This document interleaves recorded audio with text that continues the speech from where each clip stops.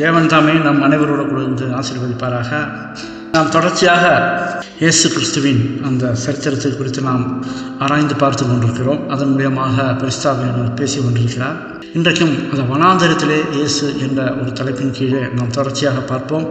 இயேசு கிறிஸ்து ஞான ஸ்நானம் எடுத்த கையோடு எடுத்த உடனே கரையோரத்தில் அவர் முழங்கார் படியிட்டு ஜெபம் செய்ததை நாம் பார்த்தோம்.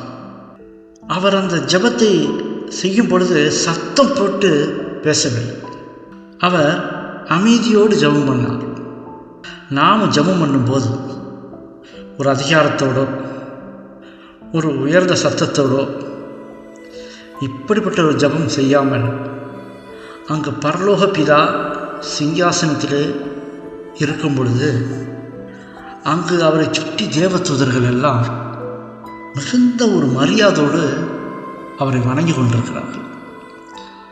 அந்த சிங்காசனத்திலே வீற்றிருக்கும் பிதா குமாரன் பரிசுத்தாவிக்கு முன்பாக தேவ தூதர்கள் எல்லாம் மிகுந்த பெரிய தொழுகையோடு பயபக்தியோடு இருக்கிறார்கள். அவர்கள் பேசும்பொழுது கூட பிதா பேச கட்டளையிட்ட பிறகுதான் அவர்கள் பேசுகிறார்கள். அப்பேற்பட்ட ஒரு பயபக்தி அங்கே இருக்கிறது. நாமோ இந்த உலகத்திலே பெரும் பாவிகள். எப்படி நாம் அணுக வேண்டும்?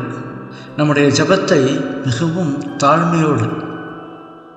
உயர்ந்த சத்தத்தோடு இல்லாமல் தாழ்மையாக அவரிடத்தில் பணிவன்போடு மன உருக்கத்தோடு கெஞ்சுதலோடு ஜெபம் செய்ய வேண்டும். இயேசு சத்தமான இடத்துல அவர் போதனை கொடுக்கல. அவர் அந்த கலிலேயா கடலை தெரிந்து கொண்டார், மலையை தெரிந்து கொண்டார், ஆலயத்திலே போதனை செய்தார். இப்படி தான் ஒரு அமைதியான இடத்தை தான் அவர் தெரிந்து கொண்டார். அப்பொழுதுதான் மக்களின் கவனம் அவருடைய வார்த்தைகளில் இருக்கும். இது ஆண்டவர் கற்றுக் கொடுத்தது. அவர் ஞானஸ்நானம் எடுத்த உடனே வனாந்தரத்துக்கு போக ஏவப்பட்டார். அங்கு சோதனை ஒன்று காத்து கொண்டிருக்கிறது அவருக்கு. கிறிஸ்துவின் பணிகள் ஆரம்பமாகிவிட்டது. முதலாவது இந்த உலக வாழ்க்கையிலே அந்த நகரத்தில் இருக்கும் காரியங்கள் எல்லாம் விட்டு விலகி வனாந்தரத்திலே போய் 3 சோதனைகளை அவர் மேற்கொள்ள வேண்டும். இதற்காக அவர் தனிமையை தேடினார். சாத்தான் ஏற்கனவே ஆதாம் ஏவாளை வீழ்த்திட்டான். அந்த நன்மை தீமை அறியத்தக்க கனிகளை தொடக்கூடாது என்று ஆண்டவர் கட்டளையிட்டிருந்தார். அங்கு அந்த பாவம் பழத்தில் அல்ல, அவர்கள் கீழ்ப்படிதலிலே இருக்கிறது. அவர் இட்ட கட்டளையை மீறினார்கள், துணிகரமாய் இறங்கினார்கள். ஆண்டவர் 10 கற்பனைகளுக்கு நமக்கும் கட்டளையிட்டிருக்கிறார்.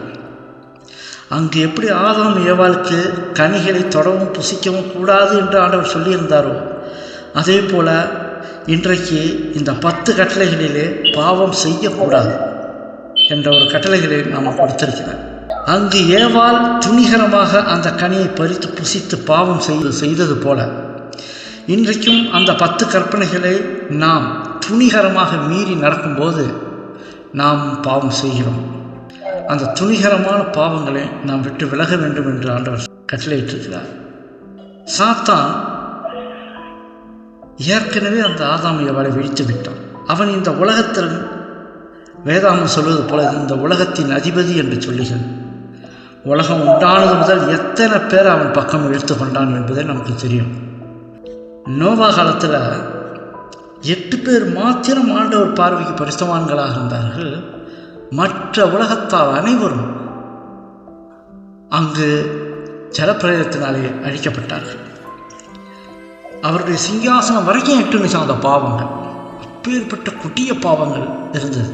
சரித்திரத்தில் சொல்லப்பட்டது போல அவர்கள் துணிகரமாக எதற்கும் பயப்படல, எல்லாமே துணிகரமாக செய்தார்கள் பாவங்களை.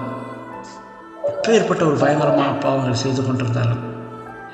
அப்போ எத்தனை பேரை சாத்தான் ஒரே அடியாக கவித்து அப்படியே கொண்டு போயிட்டான் பாருங்க.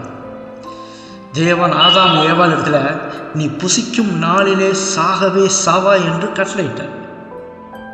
அந்த வார்த்தையை கவனிங்க, புசிக்கும் நாளிலே சாகவே சாவாய். ஆனால் புசிக்க வைத்தது யார்? சாத்தான் தான். அந்த புசிக்க வைப்பதற்கு முன்பாக ஆண்டவர் இட்ட கட்டளை, நீ சாகவே சாவாய். அதே போல சாத்தான் இடுகிற கட்டளை, நீங்கள் சாகவே சாவதில்லை. அவர் சொன்னது சாவாய், இவன் சொன்னது சாவதில்லை. எது உண்மையாக ஆனது? அவர்கள் அந்த கனியை பறித்து புசித்த பிறகு மரணம் வந்ததா இல்லை? இன்றைய வரைக்கும் எல்லோருக்கும் மரணம் வருகிறதா இல்லை? ஆண்டவர் அன்றைக்கு சொன்னது இன்றைக்கும் நடக்கிறதா இல்லையா? சாத்தான் அன்றைக்கு சொன்னது இன்றைக்கு நடக்குதா? சாகவே சாவதில்லை சொன்ன இன்றைக்கும் நடக்குதா? இல்லை, எல்லாரும் மரித்தாக வேண்டும். கடவுள் சொன்னது போல இன்று இன்னமும் நடந்து கொண்டிருக்கிறது. அந்த புசிக்க வைத்தது சாத்தான். இப்படித்தான் நம்ம உலகத்தில் ஒவ்வொருவரையும் தந்திரமாக ஏமாற்றி பாவத்திலே விழ வைக்கிறான். ஆண்டவரை விட்டு விலக வைக்கிறான் சாத்தான். இதனால் 2 மரணம் நாம் அடைகிறோம். முதல்ல தற்காலிக மரணம். உலகத்தார் அனைவரும் இந்த மரணத்துக்குள்ளாக போய்த்தான் ஆக வேண்டும். இது முதல் மரணம். 2வது மரணம் நித்திய மரணம். அது எப்பொழுது என்றால், இயேசு கிறிஸ்து 1000 வருஷம் அரசாட்சிக்கு பிறகு அவர் உலகத்தை நியாயம் தீர்க்க வரும்பொழுது, நியாய தீர்ப்பு கொடுக்க வரும்பொழுது, மரித்தவர்கள் எல்லாரும் எந்திருக்கிறார்கள். எழுந்து அவர்களுக்குள்ள தக்க பலன்கள் படி அடைந்து நித்திய மரணத்துக்குள்ளாகிறார்கள் பாவிகள் எல்லாரும். இது 2வது மரணம். இந்த 2 மரணத்திலே நாம் நித்திய மரணத்தை அடையாதபடிக்கு நாம் காத்துக்கொள்ள வேண்டும். ரொம்ப ஜாக்கிரதையாக இருக்க வேண்டும். இந்த நித்திய மரணத்திலிருந்து மீட்கவே இந்த பூமிக்கு இயேசு வந்தார். அந்த பாவ மனிதனுக்காக நான் மரிக்கிறேன் என்று அவர் இந்த உலகத்தில் வந்தார். நீங்கள் பாருங்கள், அங்கே சிங்காசனங்களிலே 3 பேர் உட்கார்ந்துருந்தார். பிதா, குமாரன், பரிசுத்த ஆவி. இந்த குமாரன் என்ன செய்தார்னா, நான் மனிதர்களுக்காக போய் என்னை ஒப்பு கொடுக்கிறேன், என்னை பலியாக ஒப்பு கொடுக்கிறேன்னு சொல்லி அத்தனை காரியங்களிலும் தேவத்துவத்தை எல்லா காரியத்திலும் அங்கேயே வைத்துவிட்டு, இந்த மனிதனை போல நானும் பிறக்கிறேன், நானும் அவனுக்காக போராடி ஜெயிப்பேன் என்று ஆண்டவர் எல்லாவற்றையும் விட்டு நித்திய மரணத்திலிருந்து நம்மை காப்பாற்றுவதற்காகவே அவர் மரணத்துக்குள்ளானார். நாம் நித்திய மரணத்திலிருந்து காப்பாற்றப்பட்டு பரலோகத்திலே நித்திய ஜீவனோடு வாழ்ந்து அதிகமாக வாழ்ந்து கொண்டிருக்க அவர் மரணத்துக்குள்ளானார். இந்த ஒரு அன்பை நாம் ஒரு நிறுத்தி கூட பார்க்க முடியாது. பேர்பட்ட அன்பு என்று நாம் சொல்லி அதை ஆராய்ந்து கூட பார்க்க முடியாது. அவ்வளவு ஆழமானது. இதுதான் ரட்சிப்பின் திட்டம். இதுதான் பிதா, குமாரன், பரிசுத்த ஆவியானவர் போட்ட திட்டம். இந்த திட்டத்தை முறியடிக்க வேண்டும் தான் சாத்தான் அவனது போராட்டத்தை தொடர்ந்து கொண்டிருக்கிறான். ஒருத்தவங்களும் பரலோகத்துக்கு போகக்கூடாது, நித்திய மரணத்திற்குள்ளாக வேண்டும். அவர்களை எப்படி கவிழ்க்க வேண்டும், வஞ்சகத்தில் எப்படி விழ வைக்க வேண்டும், தந்திரமான செயல்களால் அவர்களை எப்படி முழுகடிக்க வேண்டும் என்று இரவும் பகலுமாக நம்மை குறித்து திட்டம் போட்டு கொண்டே இருக்கிறோம். இப்படி முறியடித்தால் தான் நாம் பரலோகத்திற்கு செல்ல முடியாது, 2வது மரணத்திற்குள்ளாக கடந்து செல்ல வேண்டும். இதுதான் அவனுடைய திட்டம். இந்த உலகத்தையே அவன் ஆள வேண்டும் என்ற திட்டம் இருந்தது, அவனுக்குள்ளே இருந்தது. இந்த உலகத்தையே ஆள வேண்டும் என்று சொல்லிட்டு, ஆனால் இயேசுவின் மரணத்தினாலே அது முறியடிக்கப்பட்டது. இது அவனுக்கு நன்றாக தெரியும். அவர் பிறந்த கையோட இவனுக்கு நன்றாக தெரியும். கலங்கிட்டான். அந்த பெரிய இடத்துல சர்வ வல்லமையுள்ள தேவனாக இருந்தவர் மனுஷனா பிறந்துட்டாரு, மேசியா என்பவர் வந்து விட்டாரு அப்படின்ற ஒரு கலக்கம் அவனுக்குள்ள இருந்தது. அவன் என்ன செய்தான்? அதை குறித்து அச்சமோ பயமோ ஏற்படுவதை விட, அதை குறித்து சிந்தித்து ஒரு பயத்திலே இருப்பதை விட அவன் என்ன செய்தான்? அதுக்கு பதிலாக அவனுடைய போராட்டத்தை 2 மடங்கு ஆக்கிட்டான். சாத்தான் வேதாமத்தை நன்றாய் அறிந்தவன். இந்த போதகர்கள்லாம் தியாலஜி படித்தவர்கள்லாம் அவங்களை விட இவனுக்கு தீர்க்க தரிசனங்களை குறித்து நன்றாய் ஆராய்ந்து பார்த்து படித்தவன் அவன். உதாரணத்துக்கு இளன் வைட்டாமையார் எழுதியிருக்கிறாங்க, தானியேல் புத்தகத்திலே 12ஆம் அதிகாரம் நிறைவேறும் பொழுது அவன் விழித்து கொண்டான். என்னவென்றால் 12ஆம் அதிகாரத்திலே அறிவு பெருகி போகும் என்று சொல்லப்பட்டிருக்கிறது. 1700 ஆண்டுகள் வரைக்கும் அந்த அறிவு பெருகவில்லை. 1700க்கு பிறகு அறிவு பெருகி புதிதாக ஒன்றாக கண்டுபிடிக்கப்பட்ட இந்த ரயில் போக்குவரத்து, எலக்ட்ரிசிட்டி, இதெல்லாம் அடுத்த அந்த வருடங்களுக்கு பிறகு கண்டுபிடிக்கப்படும் பொழுது இவன் என்ன செய்தான் என்றால், தானியேல் 12ஆம் அதிகாரம் நிறைவேறுகிறது, இனி நமக்கு காலம் இல்லை என்று விழித்து கொண்டான். அப்போ அந்த இவனுடைய தந்திரம் என்னன்னா, கண்டுபிடிக்கிற காரியங்கள் மூலியமாகவே ஜனங்களை ஒரு தவறான பாதையில் நடத்த வேண்டும் என்று பெருமளவு ஒவ்வொருவரையும் வீழ்த்து கொண்டு போய் கொண்டிருக்கிறான். அந்த அறிவு பெருக்கத்தின் மூலம் இன்றைக்கு கையில் ஃபோன் வந்துருச்சு. இந்த ஃபோன் மூலியமாக என்ன தீமைகளை கொண்டு வருமோ அதையும் செய்தான். இன்னும் எத்தனையோ காரியங்கள் அறிவு பெருக்கமாக ஏதோ வந்தது. அந்த அறிவில் பெருக்கத்தின் மூலியமாக ஒரு பட்டன் அழுத்தினா ஒரு நாடே அழியத்தக்கதான பெரிய அணுகுண்டுகளை எல்லாம் அவன் கண்டுபிடிக்க வைத்தான். தீமையான காரியங்களிலும் அந்த அறிவு பெருக்கத்தின் மூலமாக உள்ளே கொண்டு வந்து ஜனங்களை வேறு பக்கம் திசை திருப்பி விட்டான். இதுதான் நடந்து கொண்டிருக்கிறது. ஒரு சிறிய கூட்டம் இயேசுவை நோக்கி பார்த்து கொண்டிருக்கிறது. ஒரு சிறிய கூட்டம். இன்றைக்கும் அந்த கூட்டம் ஆண்டவரை நோக்கி அவர் வருகைக்காக காத்து கொண்டிருக்கிறது. அவர்கள் எளிமையானவர்கள். சாத்தான் பக்கம் நிற்க மாட்டார்கள். சாத்தான் சொல்வதை கேட்க மாட்டார்கள். சாத்தானின் நயவஞ்சமான சூழ்ச்சிகளிலே அகப்பட மாட்டார்கள். அவர்கள் தெளிந்த புத்தி உள்ளவர்களாயிருப்பார்கள். இரவும் பகலும் தேவனுடைய வேதத்திலே தியானமாயிருப்பார்கள். இரவும் பகலும் தேவனோடு சஞ்சரித்து கொண்டிருப்பார்கள். அவர்கள் ஜெபத்தோடு ஐக்கியத்தில் இருந்து கொண்டே இருப்பார்கள். எப்பொழுதும் தேவனுடைய சிந்தனையாக இருந்து கொண்டிருப்பார்கள். அந்த ஒரு சிறிய கூட்டம். அந்த கூட்டத்திலே நாமும் இருக்க வேண்டும். அதற்கு இடைவிடாமல் நாமும் போராட வேண்டும். அவனது போராட்டத்தை இருமடங்காக ஆக்கிவிட்டான். மனிதர்களுக்கு கூறப்பட்ட தேவ திட்டங்கள் யாவும் அவனுக்கு தெரியும். இந்த ரட்சிப்பின் திட்டம் பற்றி ஆதியிலிருந்து அறிந்தவன் அவன்.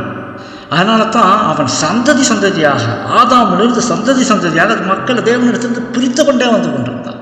மோசே காலத்தில் பார்த்தீங்கன்னா பெரும் திரளான கூட்டங்கள் எகிப்தை விட்டு நேராக பாலைவனத்தின் வழியாக வனாந்தர வழியாக புறப்பட்டு கானான் தேசத்துக்கு போனது. போய் சேர்ந்தது எத்தனை பேரை கொண்டு கவுத்துட்டாமத்தீங்கன்னா போகிறதுக்கு முன்னாடியே. அந்த விடுதலையின் நாளில் என்ன சந்ததி இருந்ததோ அந்த சந்ததி ஒருத்தவங்க கூட போய் சேரல. 2 பேர் தான் சேர்ந்தாங்க. மற்றவர்களாம் அடுத்தடுத்து அந்த பிள்ளைகள் தான் போய் சேர்ந்தது. அப்போ இந்த மக்களை தேவனிடத்திலிருந்து பிரித்து இப்படித்தான் அவன் காலகாலமாக செய்து கொண்டிருக்கிறான். ஜனங்களை தீர்க்க தரிசனங்களை ஆராய விடாமல் தடுக்கிறான். இன்றைக்கும் நாம் வேதாந்தத்தில் படிக்கும்போது தீர்க்க தரிசனங்களை ஆராய்ந்து பார்க்கிற அந்த வாஞ்சி நமக்குள்ள இருக்குதா?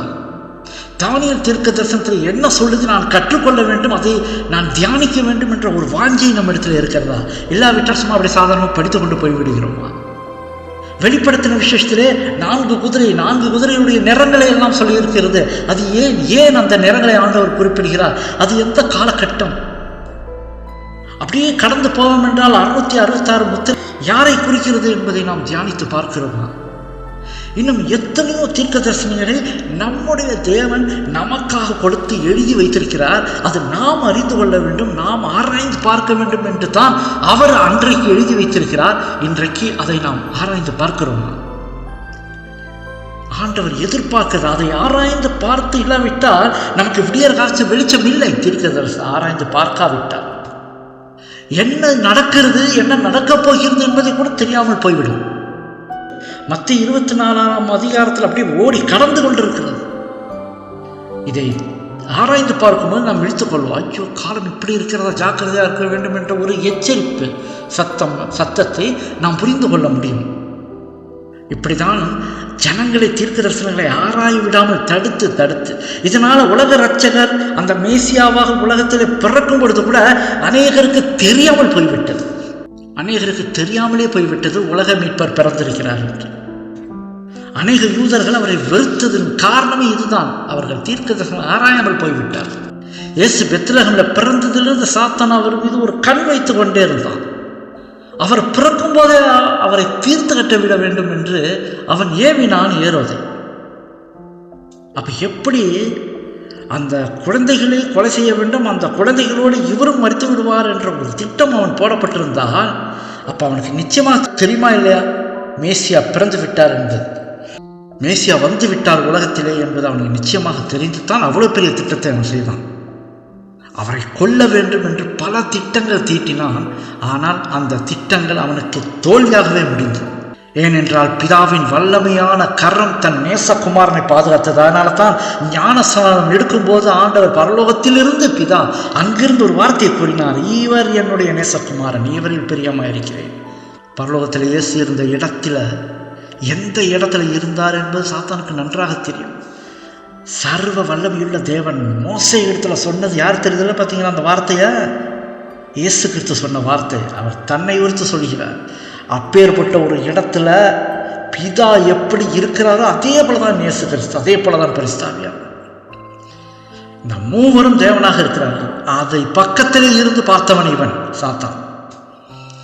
அவனுக்கு நன்றாய் தெரியும் வந்தவர் யார் என்பது நன்றாய் தெரியும். அந்த தேவன் ஒரு சாதாரண ஒரு மனிதனாக பிறந்தார் என்பதை அவன் அறியும் போது நடுங்கிட்டான். எப்படி அப்பேற்பட்ட ஒரு தேவன் சாதாரண ஒரு மனிதனாக பிறக்கிறார்? கலக்கம் அவனிடத்தில் இருந்தது. அவர் பிறந்தவுடன் அவனுடைய ராஜ்யம் அவனிடத்திலிருந்து பிடுங்கப்பட்டது என்ற ஒரு உணர்வு அவனுக்குள்ள அப்பவே வந்துருச்சு. இப்ப எல்லா பலத்தையும் கொண்டு ரட்சிப்பின் திட்டம் முறியடித்தாங்கன்னு சொல்லிட்டு வனாந்தரத்தில் அவரை சோதிக்க என்ன செய்யறான்? ரெடி பண்றான், முடிவு செய்யறான். வனாந்தரத்தில் அவரை சோதிக்க வேண்டும். இயேசு இப்ப வனாந்தரத்துக்கு போறார்.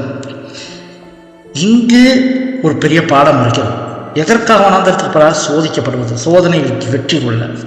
ஞானஸ்நானம் எடுத்த உடனே கரையோரத்தை முழங்காற்படியிட்டு வரும் ஆபத்துகள், வரும் தந்தனங்கள், வரும் பெரிய காரியங்களிலே எனக்கு பலன் வேண்டும் பிதாவே என்று, மற்றபடி அங்கு இருக்கிற ஜனங்களுக்கு வேண்டிய போதனைகளை கொடுக்க வேண்டும், அவர்கள் ரட்சிக்கப்பட வேண்டும், மேசை யார் என்பதை அறிந்து கொள்ள வேண்டும் என்றெல்லாம் அவர் கெஞ்சி கதறுகிறார். அந்த கரையோரத்தில் முதல் திட்டம், முதல் பாடம் அதில் கற்பிக்கப்படுகிறது. அதற்கு பிறகு ஞானஸ்நானம் எடுத்த கையோடு பெரும் தாக்குதல்களுக்கு ஆளாக போகிறார். அந்த ஆளாக போகிறவருக்கு ஒரு பலன் வேண்டும். இன்னும் என்ன பலன் வேண்டும்? ஜபம் மட்டும் போதாது, உபவாச ஜபத்திலையும் அவர் ஈடுபடுகிறார். அப்ப நமக்கு எது பாதுகாப்புன்னு பாருங்க, பார்த்தீங்களா? எது பாதுகாப்பு? உபவாச ஜபம் மிகுந்த பாதுகாப்பாக இருக்கிறது. அதிகமாக தேவைப்படுகிறது நமக்கு உபவாச ஜபம். சில ஜாதி வித பிசாசு உபவாசலே அன்றி புறப்பட்டு போகாது என்று ஆண்டவர் எதுக்கு சொன்னார்? சில ஜாதி வித பிசாசுகள் பயப்படாது, உபவாசத்தில் நடுங்கிடுவாங்க அவங்க. என்னுடைய வாழ்க்கையில் நான் 8 நாள் தொடர்ந்து உபவாசம் பண்ணியிருக்கேன். நான் வெற்றி கொண்டேன். அப்போ இவர் 40 நாள் உபவாசம் பண்ணியிருக்கேன். உலக பாவங்கள் அவர் மீது சுமருகிறத உணர்கிறார். இப்போ அவர் உபவாசம் இருக்கணும், சாப்பிடாமல் இருக்கணும். ஆகாரத்தினால்தான் ஆதாம் ஏவாளை சாத்தான் ஏமாற்றினான். இத்தனை கனிகளும் இருக்கிறது, நீங்க புசித்து சந்தோஷமா இருங்க. ஆனால் அதோ பாருங்க, அங்க வைத்திருக்கிறேனே நன்மை தீமை அறியத்தக்க அந்த கனி, அந்த விருட்சம், அந்த விருட்சத்தில் உள்ள கனிகளை நீங்க தொடக்கூடாது, நீங்க புசிக்கக்கூடாதுன்னு சொல்லிட்டார், கட்டளையிட்டார் ஆண்டவர். அப்ப இந்த ஆதாம் ஏவாளும் இத்தனை கனிகள் சுற்றி இருக்கும் அத்தனை கனிகளையும் புசித்திருப்பார்கள். இப்ப உள்ள கனிகளுடைய ருசிகள் போல அப்ப எழுந்திருக்காது. அப்ப படைத்த உடனே அது மிகுந்த ஒரு ருசிகரமாக இருந்திருக்கும். அந்த சாபம் அடைவதற்கு முன்பாக அவர் படைத்த வண்ணமாகவே அது இருந்திருக்கும். அவ்வளவு ருசிகரமாக இருந்திருக்கும். அத்தனையும் புசித்து அவர்கள் சந்தோஷமா இருந்தாங்க. ஏன் இந்த ஆசை வேண்டும்?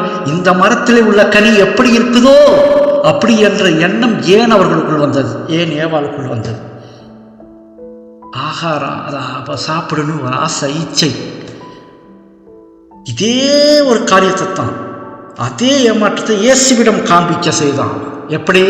இந்த கல்லுகளை அப்பங்களாக்க. அவர் பசியில் இருக்கார், உபவாசத்தில். அவர்கிட்ட போய் சொல்றான், அவன் இந்த கல்லுகளை அப்பங்களாக்கும். அப்ப அப்பமா ஆயிடுச்சுன்னா அவருக்கு பசிச்சுன்னு டக்குன்னு எடுத்துருவாரு, உபவாசம் முடிஞ்சு போயிடுச்சு. கெடுத்து விட்டுடலாம் உபவாசத்தை. என்ன ஒரு தந்திரம் பாருங்க. அப்ப கூட ஒரு வார்த்தை அவன் சொல்றான், இந்த கல்லுகளை அப்பங்கள் ஆக்கும்படி சொல்லும் சொல்றான், செய்யும் சொல்லல, சொல்லும்ன்றான். அவனுக்கு தெரியுது இவர் யாருன்ட்டு. ஏனென்றால் அவர் சொல்லாக இருக்கும், கட்டளையிட நிற்கும். சொல்லாக ஆகும், கட்டளையிட நிற்கும். ஒரு வார்த்தை சொன்னால் அந்த கல்லுகள் அப்பங்கள் ஆகிவிடும். அப்ப பாத்தீங்கன்னா இதை அவனே சொல்றான், இந்த கல்லுகளை அப்பங்களாகும்படி சொல்லும் அப்படின்னு சொல்றான். அப்ப அங்க நிக்கிறவர் யாருன்னு அவனுக்கே தெரியும். உடனே அவர் என்ன செய்றாரு? உபவாசத்துக்குள்ள போயிட்டு தான் இருக்காரு. அவர் இவன் பேச்செல்லாம் கேட்கல, உபவாசம் பண்ணிக்கிட்டே இருக்காரு. சாத்தானின் சோதனைகளை மேற்கொள்ள நமக்கு உபவாசம் தேவைப்படுகிறது என்று நம் கவனத்தில் இருக்க வேண்டும். சாத்தான் இயேசுவுக்கு முன்பாக நிற்கிறான், பெரும் வெளிச்சத்தோடு வந்து நிற்கிறானோ. அவன் வந்த ஒரு விதம் எப்படின்னா, ஒரு தேவதூதனை போல அப்படி வெளிச்சமாக வந்து நின்னானோ அவர் சோதிக்கிறது. ஏன் தேவதூதனுடைய ஒரு உருவத்தை கொண்டு வந்தான்னா, பரலோகத்திலிருந்து பிதாவின் சிங்காசனத்திலிருந்து புறப்பட்டு வந்த ஒரு தேவதூதனை போல காட்சியாக அவன் காண்பித்தான். தன்னை நேரடியாக பிதா அனுப்புனாரு அப்படிங்கிற மாதிரி காட்சி காட்டுறான். அப்போ அவன் வந்து அவர் இடத்துல என்ன சொல்றான், நீர் துன்பங்களை பட வேண்டும் என்பது பிதாவோட சித்தம் கிடையாது. இதை சொல்றான் அவன் எடுத்தோன்னா, நீர் இரத்த பாதையில் நின்றும் ஆனால் அது கடந்து செல்லாதே. அப்போ என்ன அவனுடைய நோக்கம், நீங்கள் என்ன செய்யக்கூடாது, மரணத்துக்குள்ள ஆகிடாதீங்கன்றான். அப்போ என்ன, அந்த மரணத்துக்குள்ளாக விட்டால் என்ன, இவன் ஜெயித்து விடுவான். அதனால தான் அவரிடத்துல அவன் அப்படி சொல்கிறான். ஆபிரகாமெல்லாம் அவன் சாட்சியாக கொண்டு வருகிறான். ஆபிரகாம் பாருங்க, பலி செலுத்தும் பொழுது அவர் வந்து கீழ்ப்படிஞ்சார், அதே போல கீழ்ப்படிஞ்சிருங்க, ஆனால் அதுக்கு மேலே போவாதீங்க, ஆண்டவர் தடுத்துறாரு உங்களை.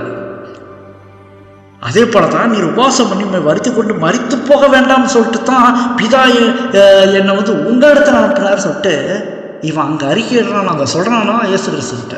இளம்பிட்டம்மையார் எழுதியிருக்காங்க சார். என்ன ஒரு திட்டம் பாருங்க, எப்படியாவது நான் அந்த மீட்பின் திட்டத்தை உடைச்சிடணும். அவர் மறிக்கக்கூடாது, மறித்தார் என்றால் முடிஞ்சு போச்சு. அதனால தான் அவர் சிலுவையில் தொங்கி கொண்டிருக்கும் போது இதெல்லாம் நீ பெரிய தேவகுமார் சொல்கிறேன், நீ இறங்கி வாங்குறான். அப்போ கூட உன்னை காப்பாற்றிடுவோம், இறங்கி வா, மீட்பின் திட்டம் நிறைவேறாமல் போய்விடும். என்ன ஒரு தந்திரம் பாருங்க. ஆனால் இயேசு கிறிஸ்து அதையெல்லாம் காதில் வாங்கல. அவர் பாட்டுக்கு உபவாசம் பண்ணி கொண்டே இருந்தார். நாம் உபவாசம் பண்ணும்போது ஒரு நோக்கத்தோடு செய்யணும். அந்த உபவாசத்தை நிறுத்த சாத்தான் எவ்வளவோ முயற்சி பண்ணுவான். நான் நாளைக்கு உபவாசம் பண்ண போகிறேன்ப்பா அப்படின்னு சொன்னால் அதை அப்படியே ஒரு மாதிரி பலவீனமாக ஆக்கி அதை செய்ய விடாமல் ஆகும். மத்தேயு 6:17-18 நாம் வாசிக்கும் பொழுது, மத்தேயு 6:17-18 நீயோ உபவாசிக்கும் போது அந்த உபவாசம் மனுஷர்களுக்கு காணப்படாமல் அந்தரங்கத்தில் இருக்கிற உன் பிதாவுக்கே காணப்படும்படியாக உன் தலைக்கு எண்ணெய் பூசி முகத்தை கழுவு. அப்பொழுது அந்தரங்கத்தில் பார்க்கிற உன் பிதா உனக்கு வெளியரங்கமாய் பலன் அளிப்பார். உன் தலைக்கு எண்ணெய் பூசி உன் முகத்தை கழுவு, ஃப்ரெஷ்ஷாக இருக்கிற மாதிரி இரு, சோர்ந்து போயெல்லாம் காட்டாது. நீ தனிமையில் போய் உபவாசம் பண்ணு, என்னோடு கூட என்னை நோக்கி உபவாசம் பண்ணு, நான் உனக்கு வெளியரங்கமாய் பலன் அளிப்பேன் நான் சொல்கிறேன். இந்த ஒரு சோதனையை கடந்து செல்வதற்கு முன்பாக அவன் உபவாசத்திலே இருந்தார் என்பது நமக்கு ஒரு பாடம். நாமும் அதிக சோதனையிலே கடந்து செல்லாதபடி கடந்து செல்லும் பொழுது நமக்கு பலன் தேவை வேண்டும் என்றால் உபவாசம் நாம் செய்ய வேண்டும். பல காரியங்கள் அப்படி சாத்தான் நடுங்குவான், தேவன் நமக்கு பலனை தருவார். இதை கேட்ட ஒவ்வொருவரையும் ஆண்டவர் தாமே பலப்படுத்தி இதன் மூலமாக நமக்கு நம் உள்ளத்திலே அவர் பேசி அநேக காரியங்களை நாம் சீர்திருத்திக் கொள்ள வேண்டும் என்பதற்கு ஆண்டவர் இந்த போதனைகளை நமக்கு கொடுத்திருக்கிறார். சாத்தான் இவருக்கு ஒரு டெஸ்ட் வைக்கிறான். அப்ப இந்த கல்லுகளை அப்பங்களாகும்படி செய்யும் அப்படின்னு சொல்லிட்டு அவரிடத்துல அவன் ஒரு டெஸ்ட் வைக்கிறான். அவர் அவன் சொல்வதை கேட்டு அப்படி செய்திருந்தால் சாத்தானுடைய பேச்சை கேட்டு அவர் செய்ததாக ஆகிவிடும். பிதாவை பற்றி இருக்க இல்லாமல் சாத்தானுடைய பேச்சை கேட்டு செய்ததாக ஆகிவிடும்.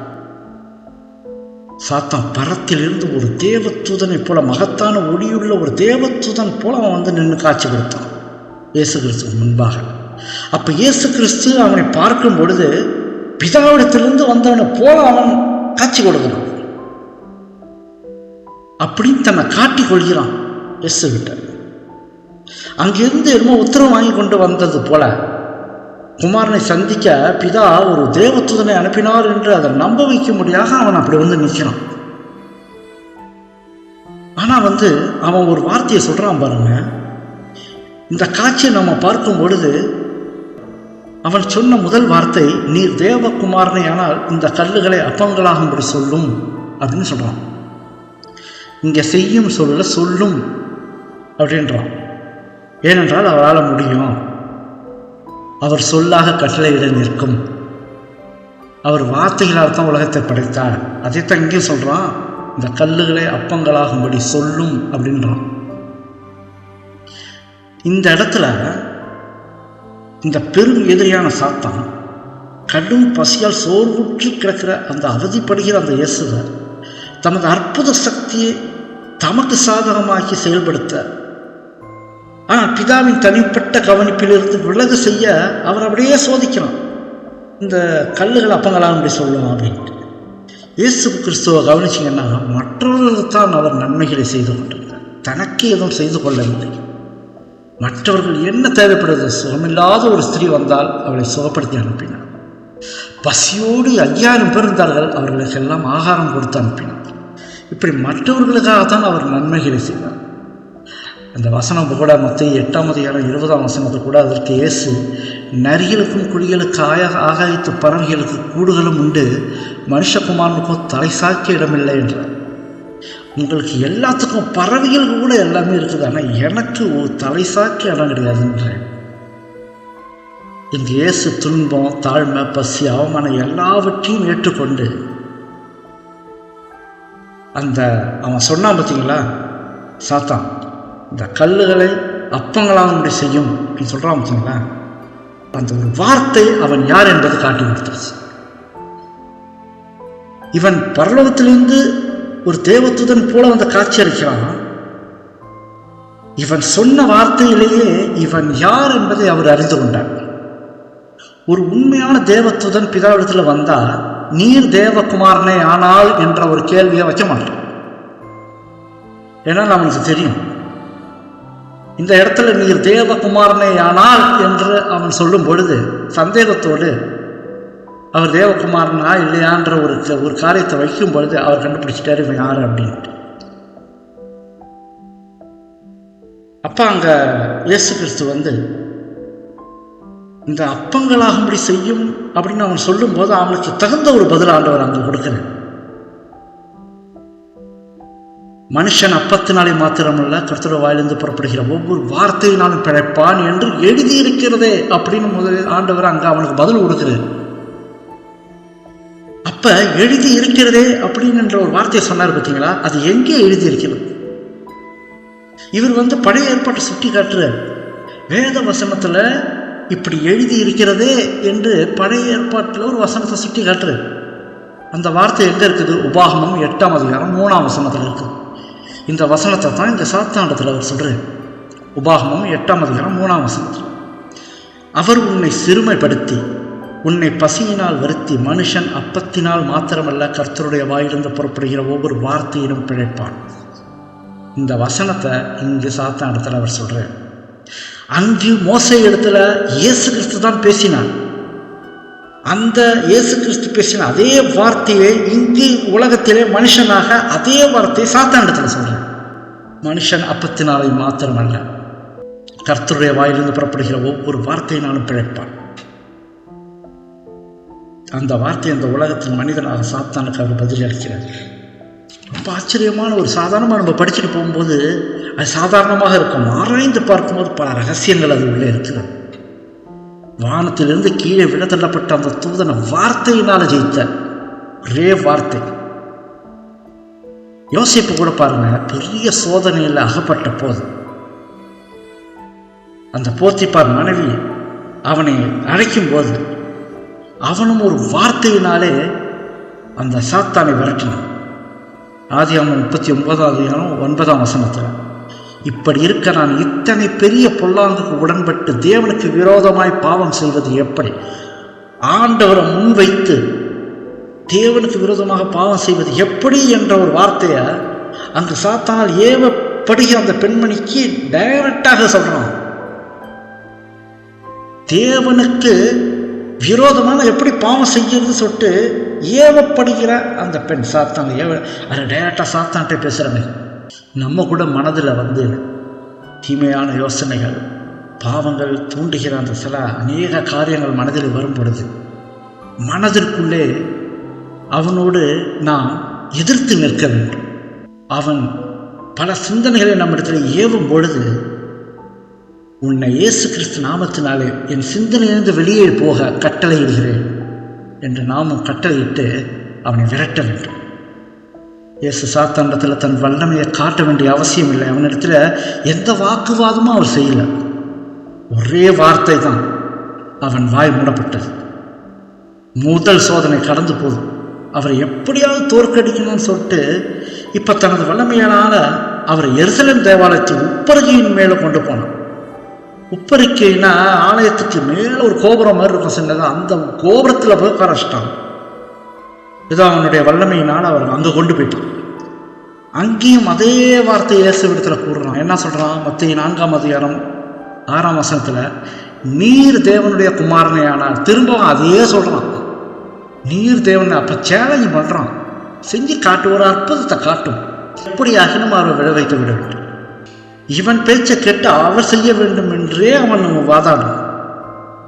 இங்கே என்ன சொல்கிறான்? உப்பரிகையின் மேல் கொண்டு போய் தாழ குதியும், ஏனெனில் தம்முடைய தூதர்களுக்கு உண்மை குறித்து கட்டளையிடுவார், உமது பாதம் கல்லில் இடராதபடிக்கு அவர்கள் உண்மை கைகளில் ஏந்தி கொண்டு போவார்கள் என்பதாக எழுதியிருக்கிறது அப்படின்னு சொல்கிறான். இங்கே இன்னொரு பாயிண்ட்டை நம்ம கவனிக்கணும். முதலாக கல்லுகளை அப்பங்களாகும்படி செய்யும் என்று சாத்தான் சொல்லும் பொழுது அவன் வேத வசனத்தை குறிப்பிட்டு காட்டவில்லை. ஆண்டவர் தான் அவனுக்கு பதில் கொடுக்குறாரு. வேத வசனம் எழுதி இருக்கிறது அப்படின்னு ஆண்டவர் தான் பதில் கொடுக்குறாரு. இந்த 2வது சோதனையில் அவன் தாழ குதியும் சொல்லிட்டு வேத வசனத்தை காட்டுறான்.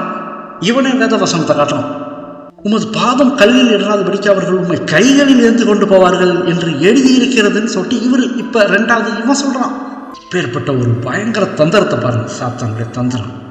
இவன் குறிப்பிட்ட வசனம் எங்கே இருக்குன்னா சங்கீதம் 91ஆம் அதிகாரம் 12ஆம் வசனத்தை இயேசு கிறிஸ்துட்ட அதை குறிப்பிட்டு காட்டுறான். உன் பாதம் கல்லில் இடாதபடிக்கு அவர்கள் உன்னை தங்கள் கைகளில் ஏந்தி கொண்டு போவார்கள்ன்ற அந்த வசனத்தை இவன் காட்டுறான் இயேசு கிறிஸ்துட்ட.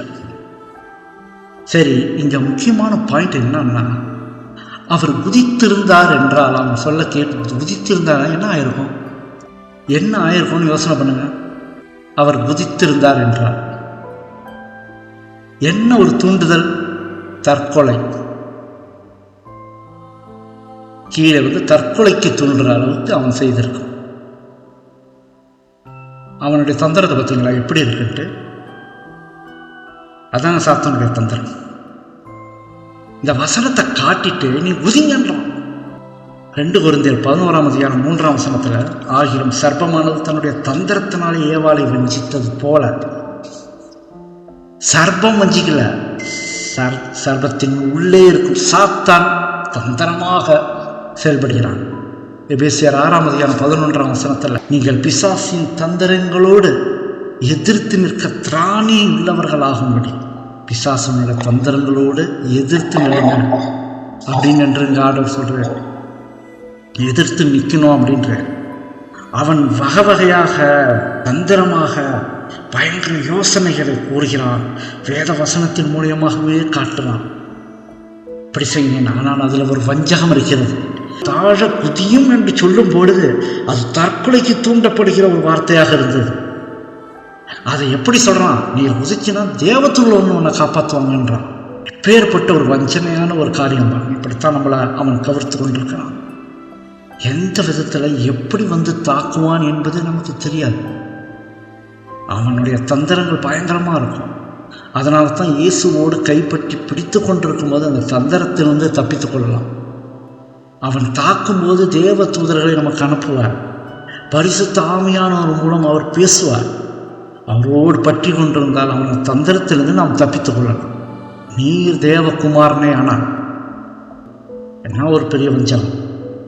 உடனே இயேசு என்ன சொல்றாரு? தேவனாகிய கர்த்தரை பரீட்சை பாராதிப்பாயாக என்று எழுதியிருக்கிறது. அடுத்த ஒரு காரியத்தை வெளிப்படுத்துகிறேன். ஆண்டவன் அவனை வாயை மூட வைக்கிறேன். வசனத்தின் மூலியமாகவே அவனிடத்தில் பேசுகிறேன். தேவனாகிய கர்த்தரை பரீட்சை பாராதிப்பா எங்கே எழுதியிருக்குது இந்த வசனம்? உபாகமம் 6ஆம் அதிகாரம் 16ஆம் வசனத்தில் எழுதியிருக்கு. என்ன சொல்லுது? உபாகமம் 6ஆம் அதிகாரம் 16ஆம் வசனத்தில், உங்கள் தேவனாகிய கர்த்தரை பரீட்சை பாராதிப்பீர்களாக. அப்படியே அந்த வசனத்தை இங்கே காட்டுறது. அங்கு மோசே இடத்துல சொன்ன வார்த்தை இயேசு கிறிஸ்து தான் அதை சொல்றாரு மோசேகிட்ட. அதே வார்த்தையை தான் இங்கே சாத்தான் இடத்துல சொல்றாரு மனிதனாக வந்து. 2வது சோதனையிலும் அவரை ஏமாற்ற முடியல, ஜெயிக்க முடியல. இவனது சொந்த முயற்சிகள் வெற்றி அடைய முடியலன்னு சொல்லிட்டு இவன் கலங்குகிறான். இந்த சோதனை மூலமாக எப்படியாவது விழ வச்சிருந்தோம் அவரை. அந்த ரட்சிப்பின் திட்டம் முறியடிக்கப்பட்டு விட வேண்டும். அவர் ஜெயிக்க கூடாது. அவர் வெற்றி அடைந்தார் என்றால் நமக்கு ஒரு பெரிய அவ்வளவுதான் அழிவு நிச்சயம். அவன் கலங்குகிறான். அது என்னவென்றால் விசுவாசத்தில் உறுதியாக நிற்கிறேன். அந்த மாதிரி விசுவாசம் நமக்கு வேண்டும் என்று தான் அந்த வேதாந்தத்தில் எழுதி வைத்திருக்கிறார். இப்படிப்பட்ட உறுதியான விசுவாசத்தை அவன் எதிர்பார்க்கவே இல்லை. இப்படிப்பட்ட விசுவாசத்தை நமக்கும் சோதனை வரும்போது காட்ட வேண்டும். நமக்கு பல சோதனைகள் வரும்போது இப்பேற்பட்ட விசுவாசத்தை உறுதியாக பிடித்து கொண்டிருக்கும் போது அவன் நம்மளை விட்டு ஓடுவான். 1 பேதுரு 5ஆம் அதிகாரம் 9ஆம் வசனத்தில் சொல்லப்படுது, விசுவாசத்தில் உறுதியாக இருந்து அவனுக்கு எதிர்த்து நில்லுங்கன்னு சொல்லுது. கடைசி வரைக்கும் காட்டுங்க. கடவுள் பக்கம்தாங்க நாங்கள் நிற்கணும். தேவன் பக்கம்தான் நிற்கிறோம். நாங்கள் தேவன் சொல்வதை தான் கேட்போம். அவர் நமக்காக பரலோகத்திற்கு அழைத்து செல்ல இருக்கிறார். ஒரு காரியம் மாத்திரம் வெட்ட வெளிச்சமாக இயேசு கிறிஸ்து வரப்போகிறது குறித்து காட்டிக்கொண்டே இருக்கிறது. என்னவென்றால் பல அழிவுகள் உலகத்தில் வந்துக்கிட்டே இருக்கு. நாசம் மோசங்கள் இதெல்லாம் வந்துக்கிட்டு தான் இருக்குது. ஆனால் ஒரு காரியத்தை நாம் நன்றாக தெரிந்து கொள்ள வேண்டும். நாட்கள் வேகமாக ஓடிக்கொண்டிருக்கிறது. ஒவ்வொரு வாரமும் வேகமாக கடந்து போய் கொண்டே இருக்குது. வேத வசனம் சொல்லுது, திருடன் வருகிற விதமாக நான் வருவேன் அப்படின்னு போட்டிருக்கு. அவ்வளவு சீக்கிரம் ஃபாஸ்ட்டாக வருது. ரொம்ப ஃபாஸ்ட்டாக ஓடுது உலகம். அது தீர்க்க தரிசனத்தை நிறைவேற்றப் போகிறதற்காக வேகமாக ஓடுகிறது. சமாதானம் சௌக்கியம் என்பார்கள், அழிவு சடுதியாய் வரும்னு சொல்லப்படுது. அந்த நேரத்தில் நமக்கெல்லாம் டூ லேட் ஆகிடும். இப்போவே ஜாக்கிரதையாக இருந்து ஆண்டவரோடு நெருங்கி ஜீவிக்கிற பிள்ளைகளாக இருக்கணும். எதில் கரைகள், எதில் குற்றங்கள், எதற்கு அதெல்லாம் ஒழுங்குபடுத்திக்க வேண்டிய காலம் இதுதான். இன்னைக்கு தான், இன்னும் கொஞ்சம் காலத்தில் கிடையாது. இன்னைக்கு தான். காத்திருக்காதீர்கள் என்று ஆண்டவர் சொல்றது. அவருடைய வருகையின் நேரம் காலம், அந்த நேரத்தில் நம்ம கடந்து போகும்போது நம்ம மனம் திரும்ப வேண்டும் என்று நினைப்போம். அப்போ கூட நம்ம மனம் திரும்ப முடியாத காலம் வந்துடும். நம்முடைய குணங்கள் ஏதோ ஒரு குணத்தில் சிக்கிக்கொண்டு அதில் பிடித்து கொண்டு அப்படியே இருக்கும் பொழுது அதிலிருந்து நான் மீட்கப்படணும், அதிலிருந்து நான் விடுதலை அடைய வேண்டும் என்று அன்றைய நாளில் நம்ம யோசித்தா கூட நடக்காது. கொடுக்கப்படுற காலத்திலே முன்னாடியே தயாராகி கொள்ள வேண்டும் என்று தான் ஆண்டவர் முன்கூட்டியே எப்பொழுதும் சொல்லிக்கொண்டே இருக்கிறார். அது மட்டுமல்ல, அடையாளங்கள் மூலியமாக நம்ம இடத்துல பேசிக்கொண்டே இருக்கிறார். கொடுக்கப்படுகிற நேரத்தில் எதில் நம்ம விட்டு விலக வேண்டும் அதெல்லாம் விலகிவிட வேண்டும். விசுவாசத்திலே உறுதியாக இருந்து அவனுக்கு எதிர்த்து நில்லுங்கள் என்று பைபிளில் சொல்லுது, வேதம் சொல்லுது. யாக்கோபு 4ஆம் அதிகாரம் 7ஆம் வசனத்தில் பிசாசுக்கு எதிர்த்து நில்லுங்கள், அப்பொழுது அவன் உங்களை விட்டு ஓடி போவான். இயேசு கிறிஸ்து எதிர்த்து நின்ன பிறகு அவன் ஓடி போனானா இல்லையா? அவர் எதிர்த்து ஒவ்வொரு வசனத்தினால அவனுக்கு பதிலடி கொடுக்க அவன் அவரை விட்டு ஓடி போனானா இல்லையா? அதுபோல் நம்மிடத்துலையும் சோதிக்க வரும்பொழுது அவனுக்கு எதிர்த்து நிற்க அவனால் நிற்க முடியாது. அவன் சொல்லுவான், இவங்ககிட்ட நம்ம ஜெயிக்கவே முடியாது. நம்மளை பார்த்து கலங்குவான். என்ன இப்படிப்பட்ட ஸ்ட்ராங்காக, இப்படிப்பட்ட உறுதியான விசுவாசத்தில் இருக்காங்களே, அவன் நம்ம விட்டு ஓடிவிடுவான். இதைத்தான் இந்த இடத்துல ஆண்டவர் நமக்கு ஒரு எச்சரிப்பின் சத்தமாக, ஒரு போதகமாக, ஒரு பாடங்களாக நமக்கு சொல்கிறேன். முதல் சோதனை, இந்த கல்லுகளை அப்பங்களாகும்படி செய்யும் சொல்லிட்டு வேத வசனத்தை அவன் காட்டுறான். வேத வசனத்தோடு ஒப்பிட்டு தந்திரமாக அவரை ஏமாற்றணும், அவரை கவுத்துடணும் அப்படி சொல்லிட்டு அப்படி தந்திரமாக அவன் செய்கிறான். ஆண்டவர் பதிலடி கொடுத்தார். அந்த வேத வசனத்தின் மூலியமாகவே பதிலடி கொடுத்தார். 2வது, தாழ குதியும்ன்றான். மேலே ஒரு அந்த ஆலயத்துக்கு மேலே தூக்கிட்டு போய் தாழ குதியும்ன்றான். அங்கேயும் தேவன் ஒரு பதிலடி கொடுக்குறார். 3வதாக, இந்த மாதிரி பிரயாசப்பட்டு வீணா ஆயிட்டேன்னு சொல்லிட்டு ஒரு கலக்கம் அவனுக்குள்ள உண்டாச்சு. கலங்கி விட்டான் என்று சொல்லப்படுகிறது.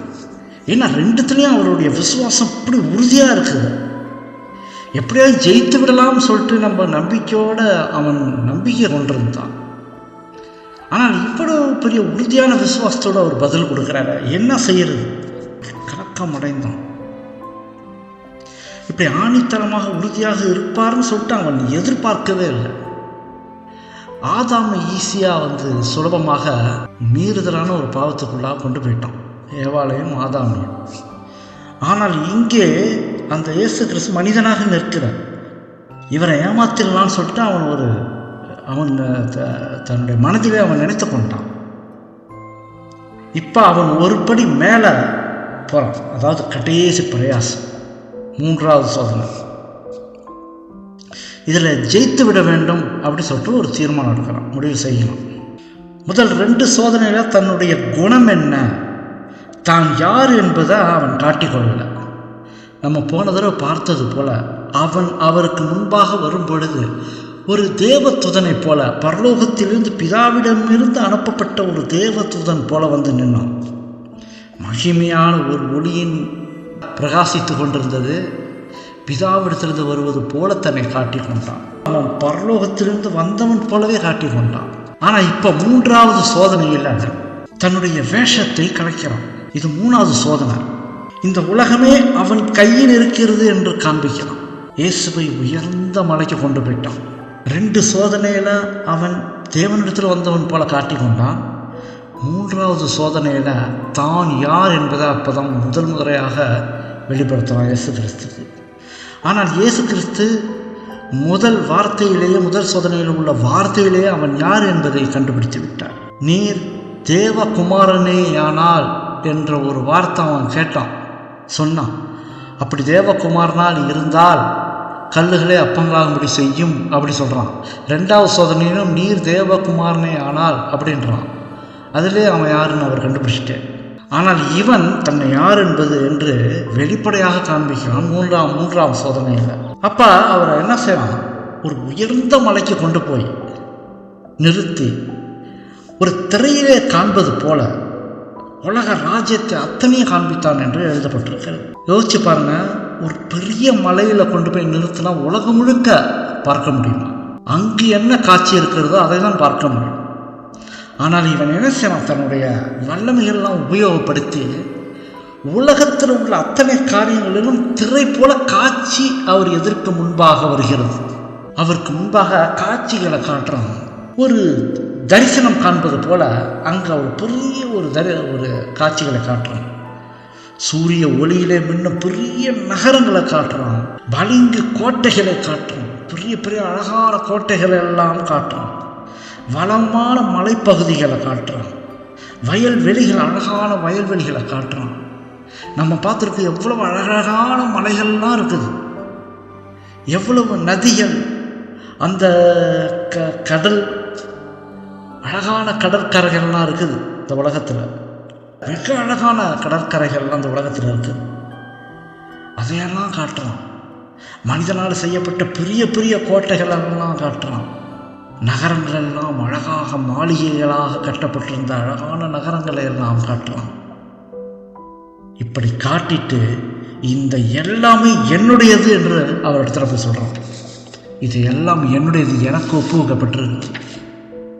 இப்போ அவன் என்ன அறிக்கை எழுகிறான் என்றால், லூக்கா 4ஆம் அதிகாரம் 6ஆம் வசனத்தில், இவைகள் எல்லாவற்றின் மேலும் உள்ள அதிகாரத்தையும் இவைகளின் மகிமையும் உமக்கு தருவேன்.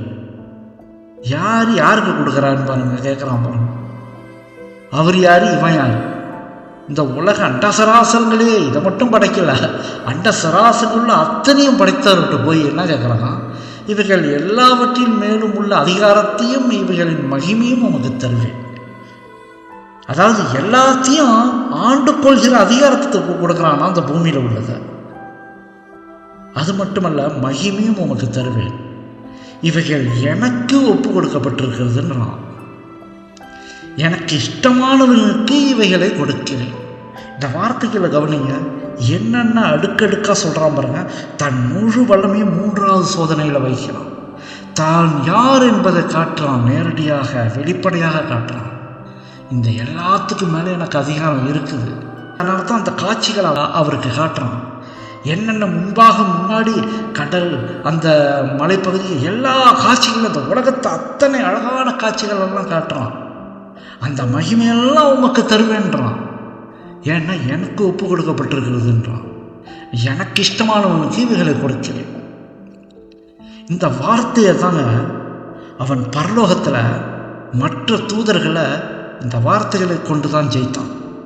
எனக்கு இஷ்டமானவனுக்கு இவைகளை கொடுக்கிறேன்னு சொல்லிட்டான்.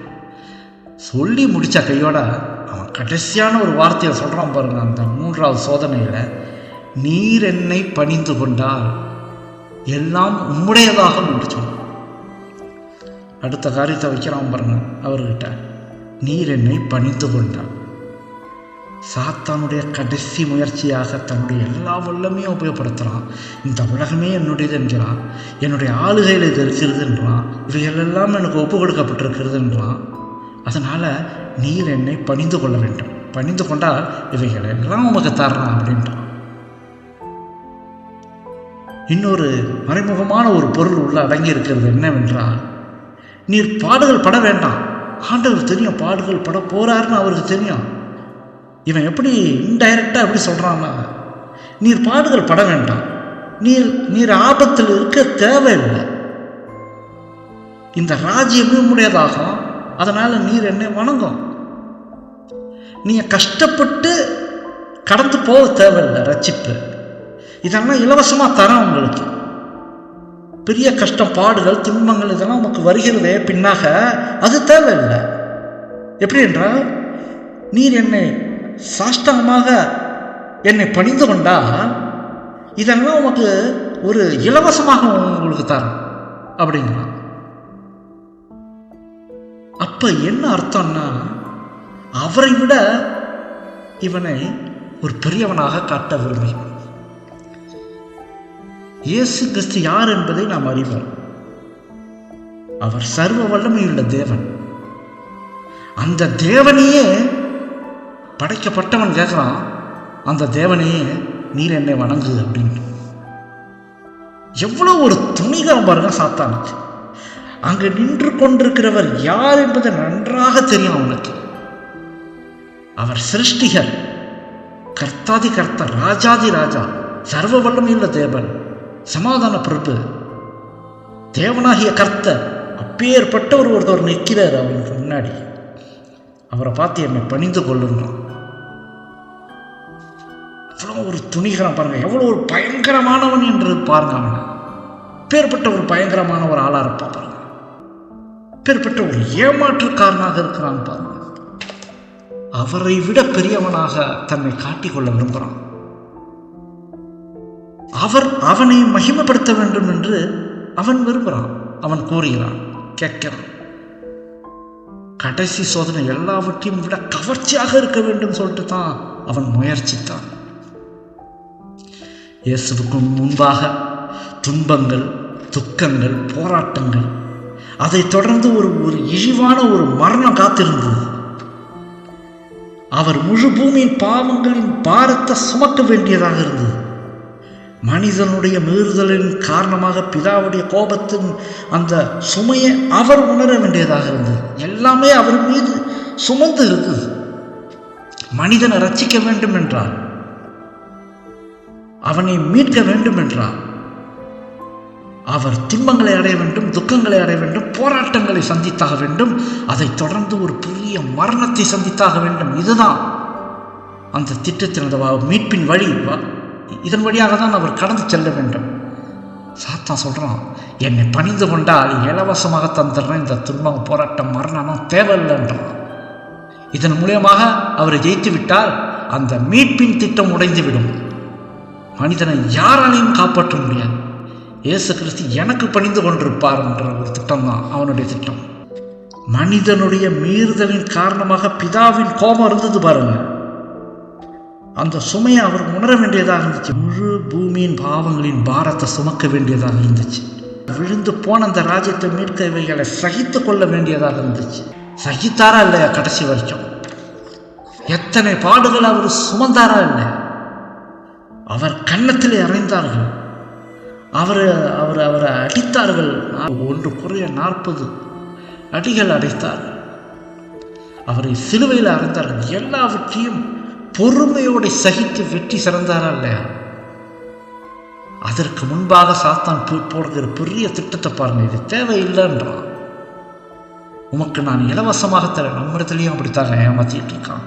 இந்த உலக காரியங்கள் எல்லாவற்றையும் காட்டி காட்டி நம்மளை ஏமாத்துறான் சாத்தான்.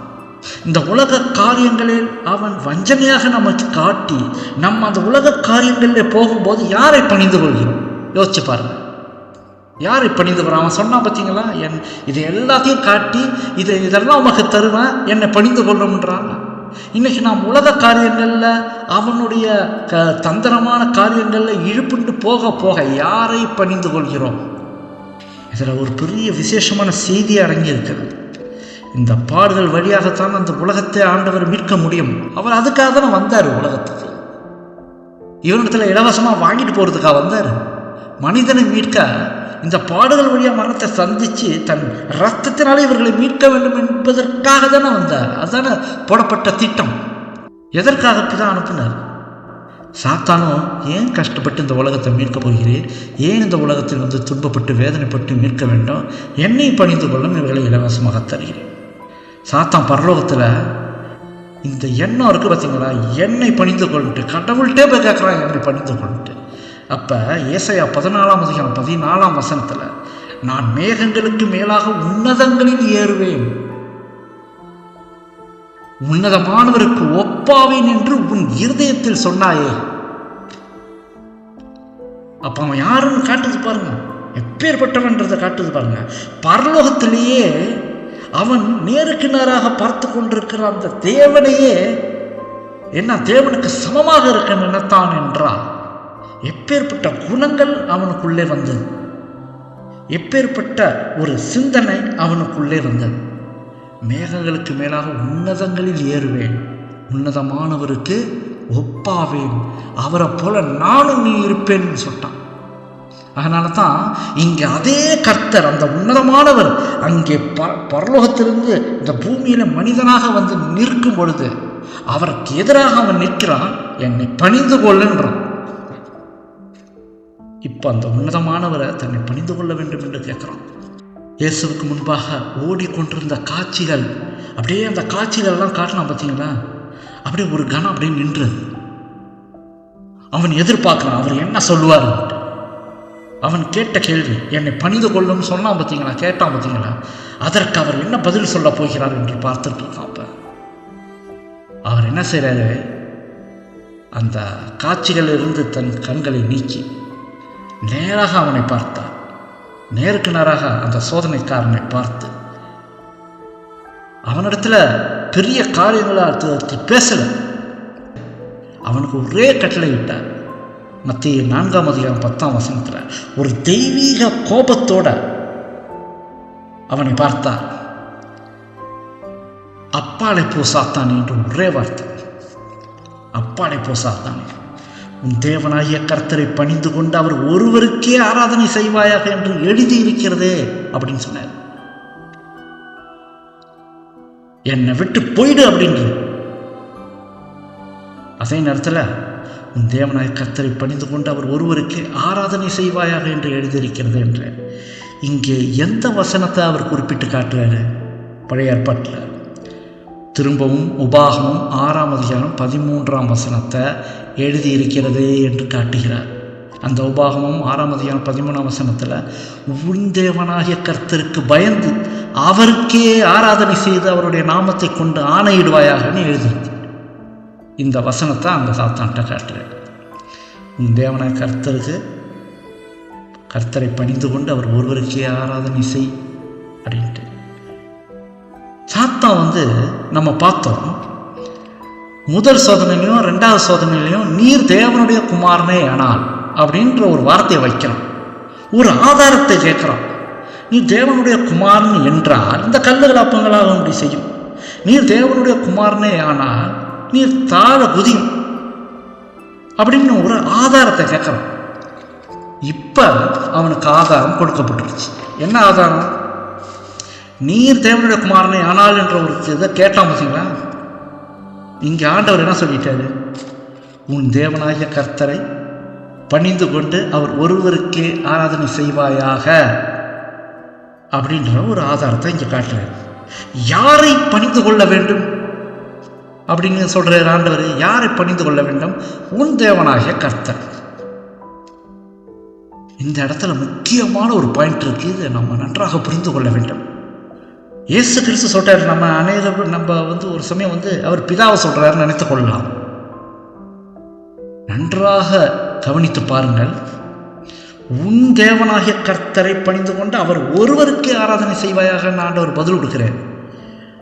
யாரை பணிந்து கொள்ள வேண்டும் என்றாரு? உன் தேவனாகிய கர்த்தர். அந்த தேவனாகிய கர்த்தர் யாரு? மோசே இடத்துல பேசினது பிதாவா இயேசு கிறிஸ்துவா? இயேசு கிறிஸ்து. சரியான பதில். இயேசு கிறிஸ்தான கற்பனையை கொடுத்தார். யாத்திராகமம் 20 3 பாருங்க. உன் அடிமைத்தன வீடாகிய எகிப்து தேசத்தில் இருந்து புறப்பட பண்ணின உன் தேவனாகிய கர்த்தர் நானே, என்னை அன்றி உனக்கு வேறு தேவர்கள் உண்டாயிருக்க வேண்டாம். இங்க கர்த்தர் சாத்தான் என்ன சொன்னாரு? அப்பால் இப்போ சாத்தானே உன் தேவனாகிய கர்த்தரை பணிந்து கொண்டு. அப்ப அவர் யார சொல்றாரு அந்த இடத்துல? சாத்தான்ட்ட. மோசேட்டு சொன்னது என்ன? உன் அடிமைத்தன வீடாகிய எகிப்து தேசத்திலிருந்து புறப்பட பண்ணினா உன் தேவனாகிய கர்த்தர் நானே. அப்ப சாத்தான்ட்ட உன் தேவனாகிய கர்த்தர் யாருன்னு காட்டுறாரு. நீ எதிர்க்க நிற்கிறார, அவர் தான் உன் தேவனாகிய கர்த்தர், அவரை பணிந்து கொள்ளு என்று அங்க டைரக்டா சாத்தானுக்கு பதில் கொடுக்குறாரு. இதை கேட்ட சாத்தானுக்கு கோபம் வந்துருச்சு. 3வது சோதனையும் போயிடுச்சு. ஒன்றும் போயிட்டு ஒன்றும் தோத்துட்டான், 2த்துலையும் தோத்துட்டான். அப்போ 3வது அடி விழுந்த மாதிரி ஆயிடுச்சு. எப்படின்னா, என்னை பணிந்து கொள் சொல்லிட்டு அவன் சொல்கிறான். இங்கே ஆண்டவர் சொல்கிறாரு உன் தேவனாகிய கர்த்தரை பணிந்து கொள்ளுன்றார். அவனுக்கு புரிஞ்சிடுச்சு அவர் யாரை சொல்கிறாரு. அவர் தன்னையே சொல்கிறார் அந்த இடத்துல. ஏனென்றால் பரலோகத்தில் பிதா குமாரன் பரிசுத்த மூவரும் ஒரே இதில் நிற்கிறாங்க. சர்வ வல்லமையுள்ள தேவன் என்ற இடத்துல 3 பேரும் நிற்கிறார்கள். அந்த ஒருவரில் 3 ஒருவர் மனிதனாக இந்த உலகத்தில் பிறந்து மனிதனுக்கு ரட்சிப்பை கொடுக்க அவர் தன்னையை ஒப்பு கொடுத்து வெற்றி அடைந்து போனார். அந்த தேவனாகிய கர்த்தர் முன்னாடி சவாலாக சொல்றாரு, நீ என்னையும் தான் பணிந்து கொள்ளணும்னு எழுதப்பட்டிருக்கிறது அப்படின்ற.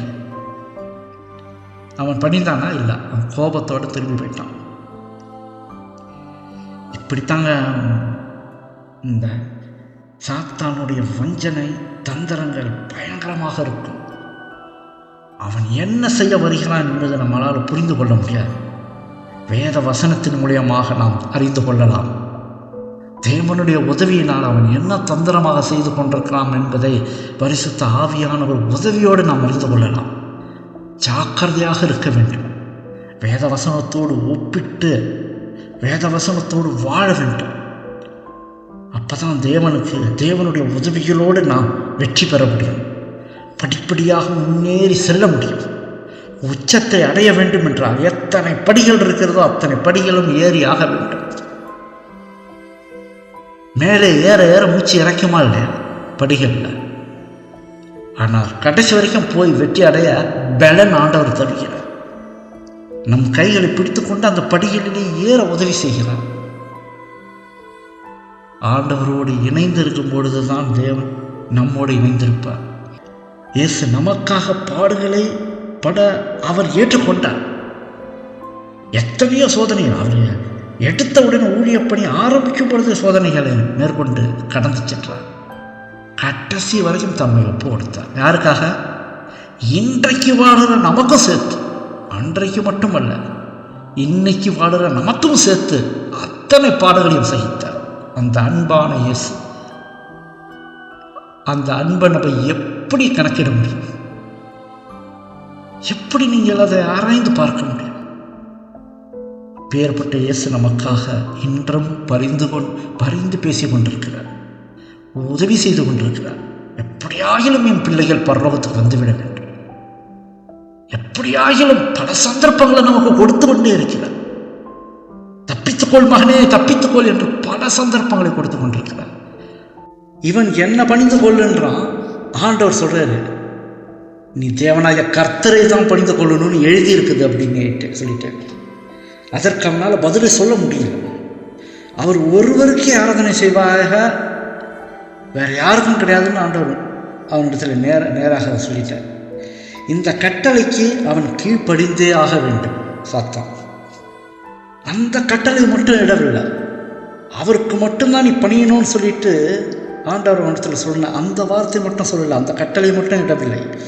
அப்பாலை போ சாத்தானே என்றும் சொல்லிவிட்டார். இந்த கட்டளையிட்ட உடனே அவனால் அந்த இடத்துல நிற்க முடியல. சாத்தானால அந்த இடத்த விட்டு போயிட்டான். வேதாந்தத்தில் சொல்லுது, சாத்தானுக்கு எதிர்த்து நில்லுங்கள், அப்பொழுது அவன் உங்களை விட்டு ஓடி போவான். பிசாசை எதிர்த்து நில்லுங்க, அவன் உங்களை விட்டு ஓடி போவான் என்று சொல்லி இருக்கிறது. இங்கு எதிர்த்து நின்று ஒரு ஆண்டவர் 2 விதமாக பேசினார். தேவனுக்கு முதல் கீழ்ப்படியா, அவருக்கு தான் நீ பணியணும் அப்படின்னு சொல்றாரு. அதே நேரத்தில் இந்த இடத்த விட்டு போ. அதற்கு அவன் கோபத்தோட, அவனால் முடியல, அந்த இடத்துல நிற்கவே முடியல. அந்த வார்த்தைக்கு பிறகு அங்கிருந்து கிளம்பிட்டான். இப்படித்தாங்க சாத்தான் நேரடியாக பேசி சோதனையின் மூலியமாக நேரடியாக பேசினது இயேசுவிடமும் இன்னொரு வேதாந்தத்தில் இன்னொருத்தவங்கள்ட்டையும் பேசியிருக்கான், ஆதாம் ஏவாள்கிட்ட. இங்கே எப்படி சாத்தான் இயேசுவிடத்தில் நேரடியாக சோதனை நேருக்கு நேராக வந்தானோ, அதே போல ஆதாம் ஏவாளிடத்திலும் நேருக்கு நேராக ஒரு சர்பத்தின் மூலியமாக பேசினான். யோபுக்கு நேரடியாக அவன் பேசல. அவன் சோதிக்கப்பட்டது சாத்தானால, ஆனால் அவன் நேரடியாக பேசினது ஆதாம் ஏவாள்கிட்ட. இந்த ஆதாம் ஏவாள்கிட்ட சர்பத்தின் மூலியமாக தேவன் இப்படி சொன்னதுண்டோ. ஆனால் இங்கே நீங்கள் பார்க்கும் பொழுது இதில் யார் ஜெயித்தார்கள்? ஆதாம் ஏவாளை சோதனைக்குள்ளாக ஆக்கும்போது ஆதாம் ஏவாள் சாத்தானை ஜெயித்தார்களா, அல்லது இயேசு கிறிஸ்து சோதனைக்குள்ளாகும் போது இயேசு கிறிஸ்து சாத்தானை ஜெயித்தார்? இயேசு கிறிஸ்து மாத்திரமே. அங்கே ஏவாள் விழுந்தாள், அந்த சோதனையில் விழுந்து போனாள். இதைத்தான் அவன் என்ன செய்யறான்? இப்படி மனிதர்களை ஆதாம் ஏவாளை நம்ம வஞ்சித்து ஏமாற்றி விட்டோம். இயேசு கிறிஸ்துவும் மனிதராக வந்திருக்கிறார், அவரையும் ஏமாற்றி விடலாம், சோதிச்சு அவரையும் விழ வச்சிடலாம்னு சொல்லிட்டு தான் அங்கே அவனுடைய சோதனை அங்கே கொடுத்தான். அதுக்கு பிறகு இயேசு அவருடைய முகம் வெளுத்து காணப்பட்டது. ஏனென்றால் ஒரு 40 நாள் உபவாசத்தில் இருந்தார். அவரால் ரொம்ப பலவீனமாக அடைஞ்சிட்டார். தரையில் பலன் இல்லாமல் விழுகிற மாதிரி அவர் இருக்கும் பொழுது தேவதூதர்கள் இவருக்கு ஆகாரமும் கொண்டு அவரை பலப்படுத்தினார்கள். நமக்கு இந்த ஆகாரத்தை அவர் அங்கே கேட்குற தேவன்கிட்ட எனக்கு ஆகாரத்தை கொடுங்கன்னு கேட்கல. கடவுள் அங்கேருந்து அனுப்பி அவருக்கு ஆகாரத்தை புசிக்க கொடுத்தார். நம்மளும் எலியாவை பார்க்குறோம். எலியாவுக்கும் ஆண்டவர் ஆகாரத்தை புசிக்க கொடுத்தார். அதுக்கப்புறம் மோசே காலத்தில் பார்க்குறோம். மோசே அந்த இஸ்ரவேல் ஜனங்களுக்கும் ஆகாரத்தை 40 வருஷங்களாக பரலோகத்திலிருந்து பொழியப்பட்டது. இந்த ஆகாரம் அவ்வளவு வருஷமாக ஆண்டவர் போஷிக்கிற அந்த ஜனங்களை நமக்கு ஒரு நாளை கைவிட்டுவார். என்றைக்காச்சும் நமக்கு ஏதாகினும் குறை இருந்தால் ஆண்டவர் நோக்கி கெஞ்சும் போது அந்த ஒரு நாளைக்காக நம்மளை கைவிடுவார். 40 வருஷமாக போஷித்த ஆண்டவர் ஒரு நாள் நம்ம கேட்கும் பொழுது கைவிடுவார். இது மிகவும் நன்றாக மனதிலே நாம் வைத்துக் கொள்ள வேண்டும். இப்படி இவர் கஷ்டப்படுகிறத தேவதூதர்கள் பார்த்த பொழுது அந்த மாதிரி 40 நாட்களாக இயேசு கிறிஸ்து அந்த உபவாச ஜபத்தை இருக்கார். ஏன்னா மனிதனை எப்படியாக மீட்டு கொள்ள வேண்டும், எனக்கு பலன் கொடுங்க ஆண்டவரே, வருகிற சோதனைகளிலும் கஷ்டங்களிலும் துன்பங்களிலும் மரணத்திலும் ஜெயித்தாக வேண்டும், நான் எனக்கு வேண்டிய பலனை கொடுங்கன்னு சொல்லிட்டு தான் அவர் அங்கே 40 நாட்கள் அவர் உபவாசம் பண்ணினார். இந்த சாத்தான் இடத்துல ஒரு சோதனையும் வெற்றி கொண்டார். இப்படி மனிதர்களுக்காக மட்டுமே அந்த பாடுகளை அவர் படுகிறார். இந்த மனித மீட்புக்காக எத்தனை பாடுகள் படுகிறார் என்று இங்கே தேவதூதர்கள் பார்த்து கொண்டிருந்த தேவதூதர்கள் கூட ஆச்சரியப்பட்டார்களாம். எப்பேற்பட்ட ஒரு அன்பு மனிதன் மீது இயேசு கிறிஸ்து வைத்தது. இவர் சாத்தானை ஜெயித்ததற்கு அண்ட சராசரமே இவரை குறித்து சந்தோஷப்பட்டுதான். இனி சாத்தான் நேரடியான சோதனையை அவரிடத்துல காட்ட முடியாமல் போயிடுச்சு. கண்டிஷனாக சொல்லிட்டார் ஆண்டவர், அப்பாலே போ சாத்தானே அப்படின்ட்டு. அதற்கு பிறகு அவரிடத்துல அவன் நேரடியாக எந்தவித காரியமும் செய்ய முடியல. இப்போ அவன் என்ன செய்கிறான்? அடுத்த காரியத்தை பாருங்கள். ஆலயத்தில் பிரதான ஆசிரியர்கள் இருக்காங்க பாருங்கள், வேதப்பாரகர்கள் இருக்காங்க, பரிசேயர்கள், சதுசேயர்கள், அவர்களை போய் தூண்டி விடுறான்.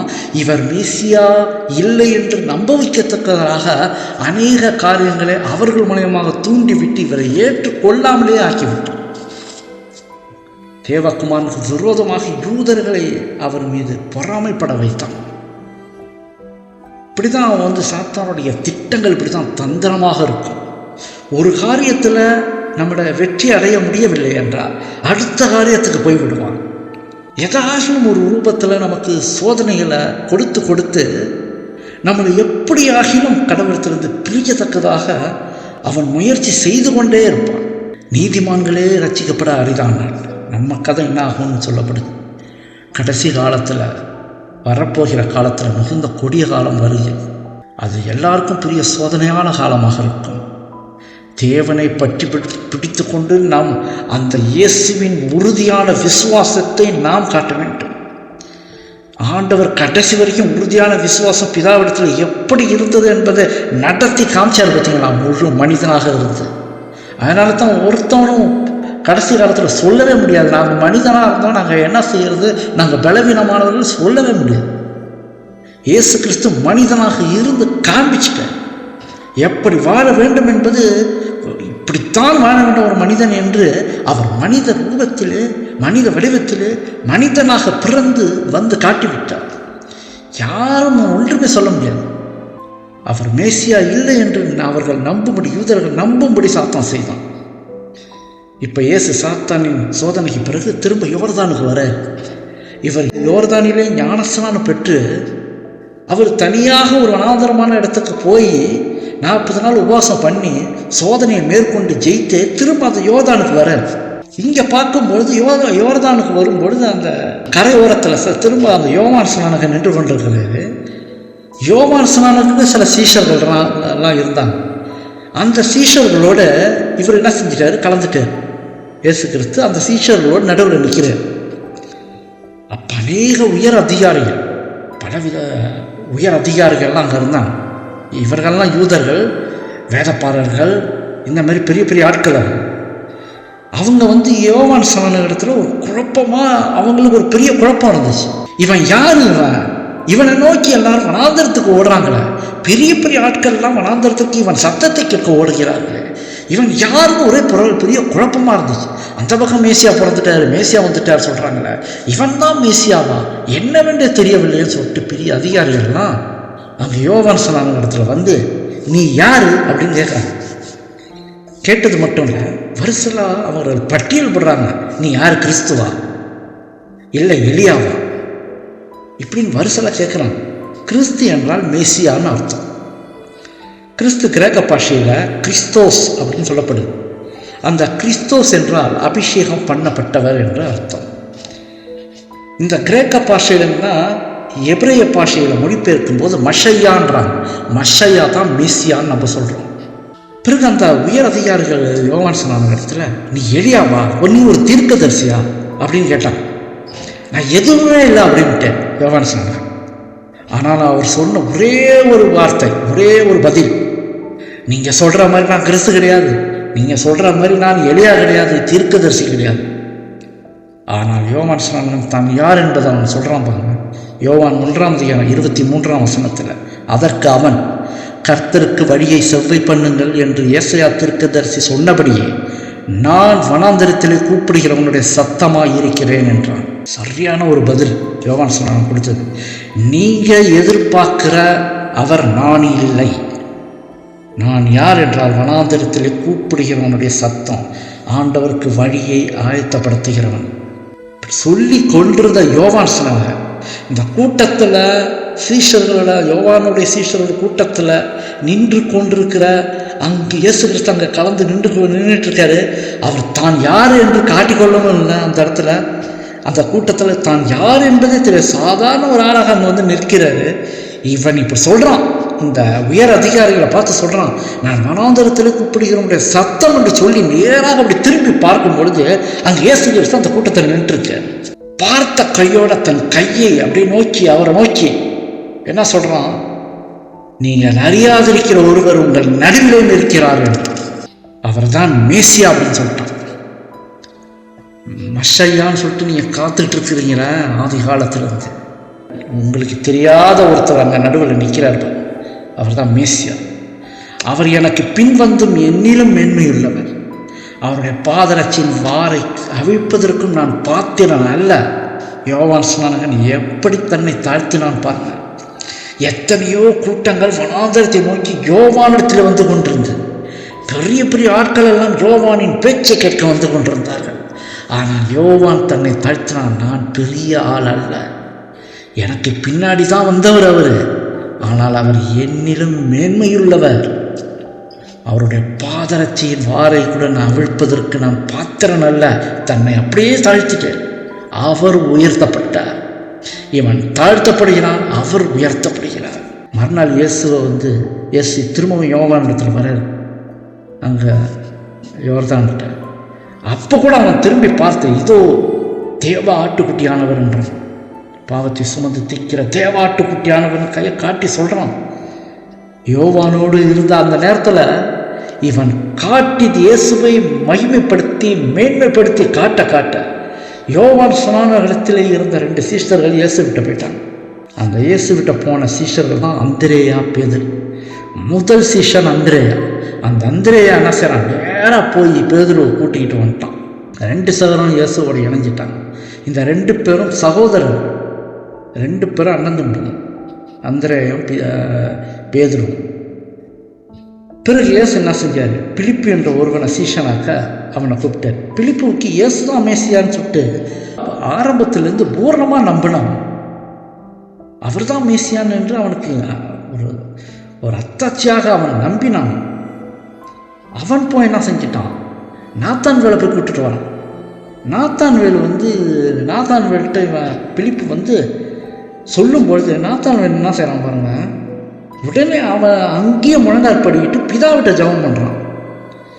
மேசியா அவர் தானா ஆண்டவரே, இப்படி நான் ஒரு கேள்விப்படுறேன்னா பிதாவே, இவர் தான் மேசியாவை எனக்கு சொல்லணும், எங்களுக்கு காட்டணும்னு சொல்லிட்டு அங்கேயே எனக்கு தெரியப்படுத்துன்னு சொல்லிட்டு பிதாவிட்டத்தில் ஜெபம் பண்ணுறான்.